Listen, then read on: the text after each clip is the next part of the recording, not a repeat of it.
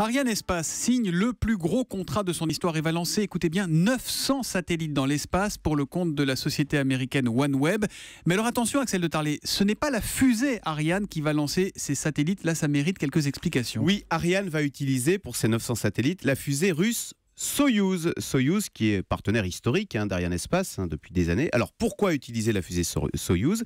Parce qu'Ariane 5 est une fusée beaucoup trop grosse. C'est une fusée Ariane 5 qui est prévue pour emporter 10 tonnes dans l'espace. Or, aujourd'hui, avec l'électronique et la propulsion électrique, les satellites sont tout petits et ils pèsent à peine 150 kg. Donc, 150 kg un satellite ? Voilà. Donc vous voyez, ce serait comme utiliser un semi-remorque pour transporter une boîte à chaussures.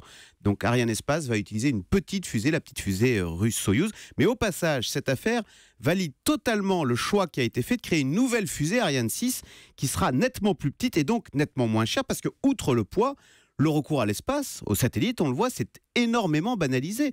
Avant, quand on envoyait un satellite dans l'espace, c'était un événement. Là, vous voyez, d'un coup, Ariane va devoir en envoyer 900 pour le compte donc de cette société américaine OneWeb qui a l'ambition d'apporter Internet tout autour du globe. Mais je pourrais également vous parler du contre-projet Google qui, lui, veut envoyer 4000 satellites dans l'espace pour connecter lui aussi le monde entier à Internet. Alors, attendez Axel, on a longtemps dit, on répète que la fibre optique est bien plus efficace que les satellites pour apporter Internet. Donc qu'est-ce qui se passe là ? Alors ça, c'est vrai dans les pays avancés, mais il reste encore plus de 3 milliards d'humains qui n'ont pas Internet et qui vivent dans des régions difficiles d'accès. Donc là, le satellite est nettement plus approprié, d'autant que les nouvelles technologies permettent un débit équivalent, voire supérieur à la fibre optique pour les satellites. Et puis, le satellite va également apporter Internet dans les avions. Voyez. Donc, l'avenir du web passe par l'espace. Et ce qui est très rassurant, c'est qu'on constate que là, les Européens sont de la partie, puisque ces 900 satellites, je vous le donne en mille, seront fabriqués par Airbus et ils seront lancés par Ariane. Mais 900 pour Ariane, 9000 pour Google,